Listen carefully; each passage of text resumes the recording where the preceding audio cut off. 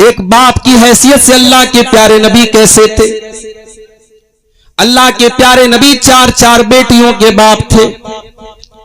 आज बेटियों का बाप होना कोई आसान काम नहीं है मेरे भाइयों। और मैं एक बात बड़े यकीन के साथ आपसे कह देता हूं, जमाना बहुत फितनों का है।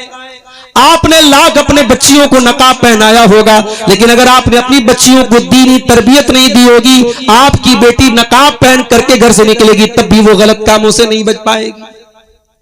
आज आप यकीन करें, एक लड़की जो सर से पैर तक मुकम्मल नकाब में है, हाथों में दस्ताना भी है और पैरों में मोजा भी है, घर से पूरे इस्लामी पर्दे के साथ निकली है, पीछे स्कूल और कॉलेज का बैग भी है और मोबाइल पर किसी से बात कर रही है, और उसके बराबर में गैर मुस्लिम लड़का भी चल रहा है। मैंने महसूस कर लिया कि वो उसी लड़के से बात कर रही है और शायद उससे मुलाकात का मामला तय हो रहा है।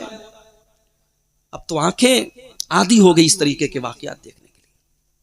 इसलिए मैं कहता हूं कि घर से नकाब पहन करके निकलना ये काफी नहीं है।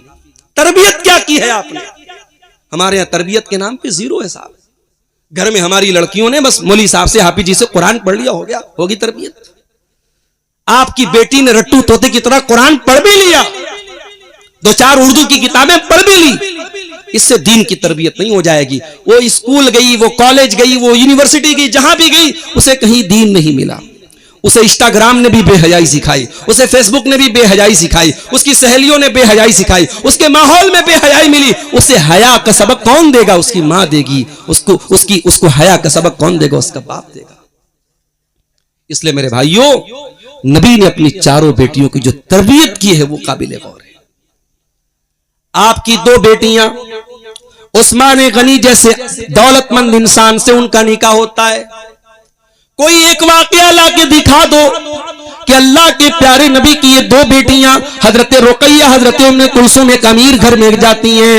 एक आप ये कह सकते हैं मिडिल क्लास घर से वो एक अमीर घर में जाती हैं, मगर मियां बीवी के दरमियान कभी कोई अनबन नहीं होती है। ये तरबियत थी अल्लाह के प्यारे नबी की, ये तरबियत थी हजरत खदीजा की।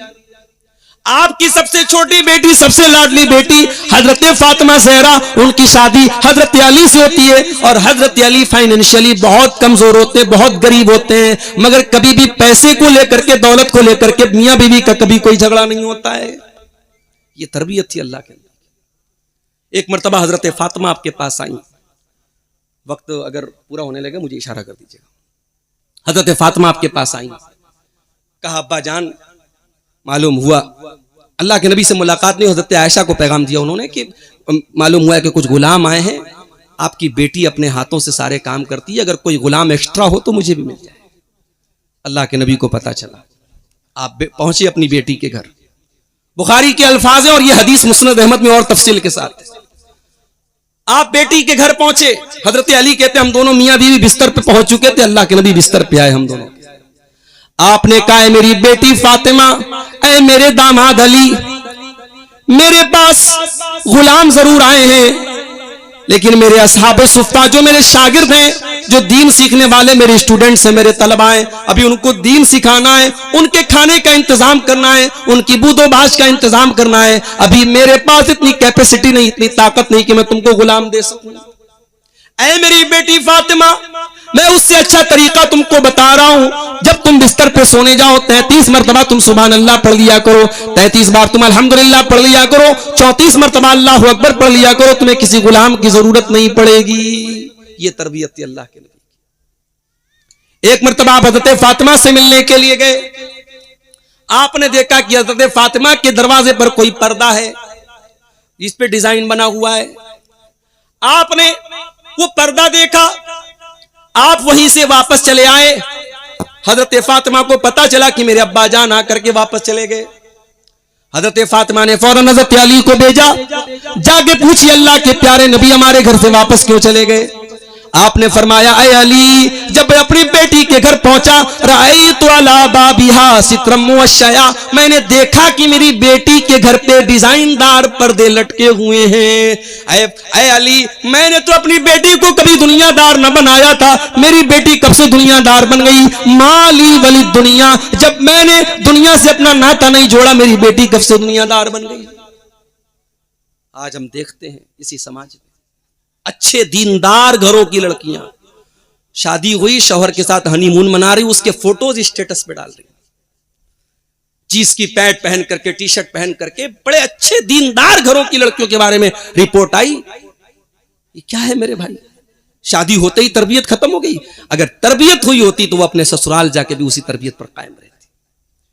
इसीलिए मेरी बात नोट कर लो, और आने वाले 10-20 सालों में अगर आपने इस तरफ ध्यान नहीं दिया, मैं बहुत बड़ी तादाद में महसूस कर रहा हूं, हमारी कौम की बेटियां, उनकी दीन की इमारत इतनी कमजोर है, बस एक धक्का देने की जरूरत है। एक बड़ी तादाद में मुसलमान लड़कियां और लड़के ऐसे हैं जो मुसलमान घर में पैदा तो हुए हैं, जिनका नाम तो मुसलमानों वाला है, जिनके माँ बाप तो मुसलमान है, मगर मेंटली, ज़हनी तौर पर इस्लाम से बिल्कुल दूर है।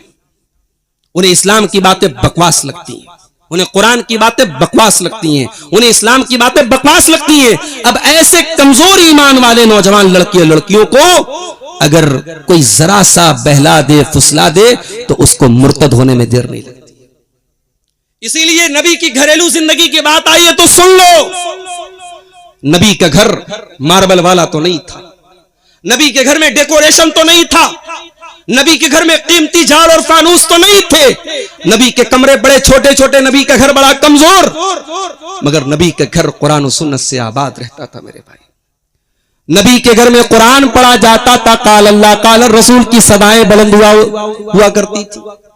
इसीलिए अल्लाह कुरान में अपने नबी की बीवियों से कहता है, वज़कुरना मा युतला फी बुयूतिकुन्ना मिन आयातिल्लाहि वल हिकमा इन्नल्लाहा काना लतीफन खबीरा। ऐ नबी की बीवियों, तुम्हारे घरों में जो कुरान पढ़ा जाता है और जो हदीस पढ़ी जाती है, उसका तुम जिक्र किया करो, उसको तुम याद किया करो। मेरे प्यारे भाइयों, बेनीपुर के मेरे साथियों, साल में एक बार जलसा करा लेने से आपकी कौम की इस्लाह होने वाली नहीं है। आप अपने घर की औरतों को दीनदार बनाना है तो वक्तन फवक्तन घर के अंदर भी कुछ दीनी प्रोग्राम होते रहे, कुछ दीन की बातें होती रहे। हो सके तो अपने घर की एक लड़की को दीन के इल्म में भी लगाओ, एक लड़की को आप आलिमा बनाओ, ताकि वो लड़की घर के अंदर कोई गैर शरई चीज देखे तो उसको रोके। ऐसा माहौल मेरे भाइयों बनाओ, तब जाकर के आपका घर सही हो सकता है।